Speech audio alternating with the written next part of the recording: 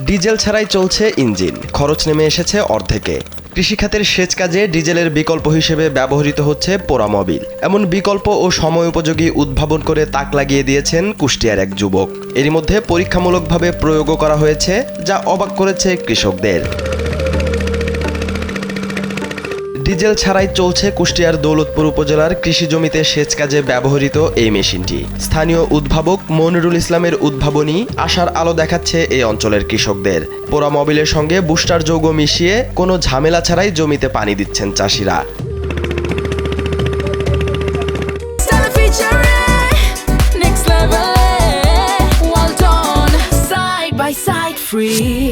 জ্বালানি সংকটে প্রায় 2 সপ্তাহ ধরে সেচ কাজ বন্ধ ছিল স্থানীয় কৃষকদের।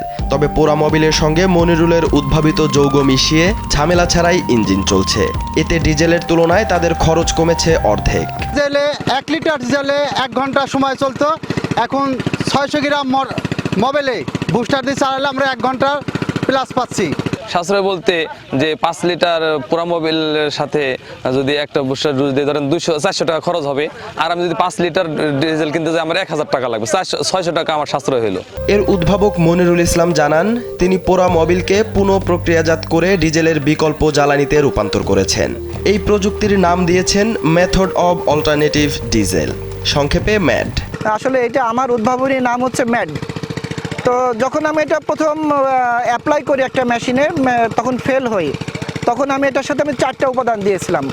পরবর্তীতে ধাপে ধাপে কয়েকবার ফেল হয়। পরবর্তীতে আমি যখন এটা 12টা মৌলিক উপাদান একসাথে করে একটা যৌগ তৈরি করি এবং ইঞ্জিনে অ্যাপ্লাই করি ডিজেল হিসেবে, তখন এটা সফল হয়।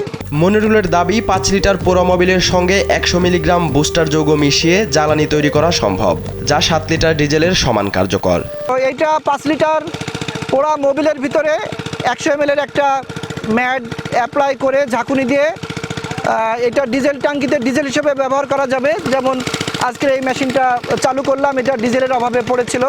শুধু স্থানীয়ভাবেই নয়, পুরো দেশের কৃষকদের মাঝে তার উদ্ভাবন ছড়িয়ে দিতে চান মনিরুল।